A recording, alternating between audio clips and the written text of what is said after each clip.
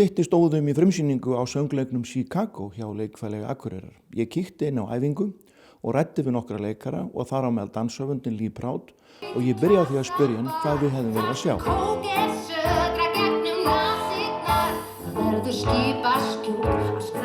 We just saw a number called All That Jazz, which happens at the very beginning of the show. And what All That Jazz does is it kind of gives the audience an arrival into this 20s world. So it's not a number that kind of tells a lot of story. It just gives us a taste of the era. It gives us a taste of the music and the characters. So it's a very, very famous number. It's very theatrical. When John Kander and Fred Ebb wrote this number, All That Jazz was a representation for all that sex. Because the show itself is all about how we sell ourselves, how it's all about the media. So, and these people, they kind of sell themselves. They're kind of like representative of everyone in show business, having to sell their soul, sell their body, whatever, and their ego and their vanity. So it's all about that. It's very clever.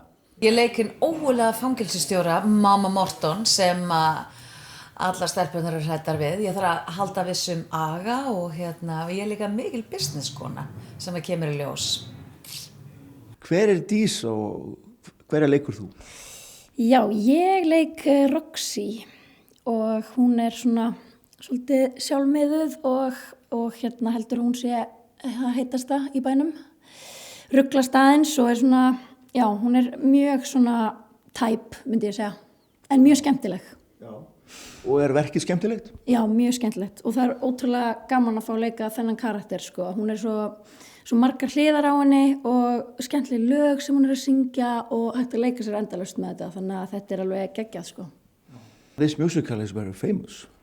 It's extremely famous. Yeah, it's a brand, this show. It's like Coca-Cola. It's been all around the world. You recognize it. Everyone's seen the movie. It's full of love, passion, hate, murder, greed, everything that we love, which is what they say in the first line of the show. So it's just thrilling to be here in Akureyri to do this show in this beautiful theatre.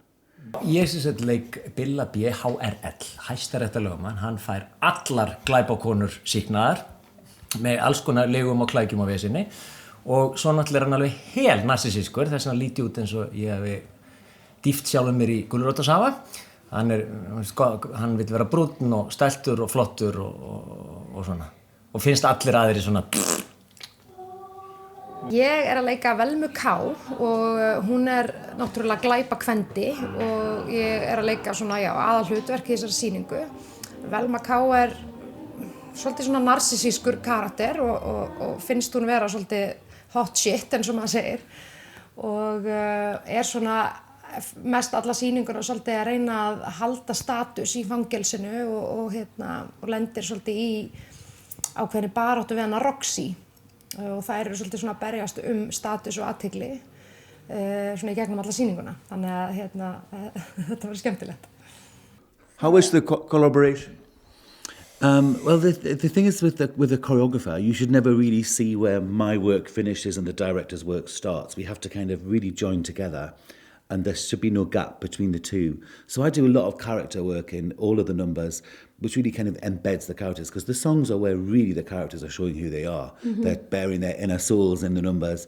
But the dancing takes a long time to teach. The choreography takes a long time to teach. It all comes from my imagination. I can't copy what has been done before. So, and it's a different set. We've got a wonderful set, brand new costumes. It's a brand new vision for the show. Mm-hmm.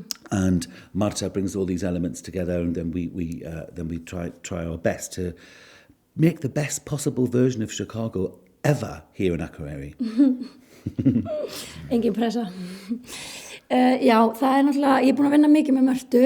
Hún frábær leikstjóri, ótrúlega gott að vinna með henni og þau saman eru mjög gott dúó, sko. Og það líka bara mjög, you don't understand a word I'm saying. I'm just going like this. Það líka bara, Lee breytti bara svolítið söngleikjum á Íslandi þegar hann setti upp Mary Poppins, sko. Þannig að þú veist, það vilja allir, ég held að allir leikarar vilji prófa að fá að vinna með Lee, sko. Því það alveg, hann kennir manni svo mikið. Og líka hatt, fljóta staði munu fljúa hátt, með flugvél hægt að koma svona hátt, eftir hass og bjór og engla kór sem spila. Ah.